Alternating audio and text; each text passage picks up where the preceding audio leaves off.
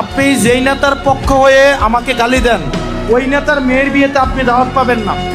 আর ওই নেতার মেয়ের বিয়েতে সবার আগে আমি দাওয়াত পাবো। আপনি গেট দিয়ে তো ঢুকতে পারবেন না। তাহলে নেতার পক্ষ হয়ে যে আপনি আমার গালিটা দেন, কোনো লাভ আছে কোন? অথচ দেখা যায় রাইতের বেলা সুখ দুঃখের আলাপ ওই নেতার সাথে আমার হয়, বা আমার সাথে ওনার হয়। বা আমার পক্ষ হয়ে যদি আরেকজন নেতারা গালি দেন, কোনো লাভ আছে বলেন? আপনি আমার লগে বইতে পারবেন না, দেখা যাবে কি ওই নেতার লগে আমি বসবো। তো আমার পক্ষ হয়েও কাউকে গালি দেওয়ার দরকার নাই, আরেকজনের পক্ষ হয়েও আমাকে গালি দেওয়ার দরকার নাই। তবে দিতে দেন, আপত্তি নাই আমার, তবে দিয়া কোনো লাভ নাই। দলাদলি করে আমার ঘরের বাজার কিন্তু ঠিকই ভালো বাজার হবে, নেতার ঘরের বাজারও ঠিকই ভালো বাজারই হবে। দিন শেষে আমি গিয়ে আপনার ঘরের বাজারটা করে দিয়ে আসবো। আপনি যে আমার পক্ষ হয়ে ঝগড়াটা করবেন, বা আরেক নেতার পক্ষ হয়ে আমার বিপক্ষে ঝগড়া করবেন, আপনার আম্মা অসুস্থ হইলে আপনার আম্মার চিকিৎসার টাকাটা কিন্তু নেতা দিবে না, আমিও দিব না।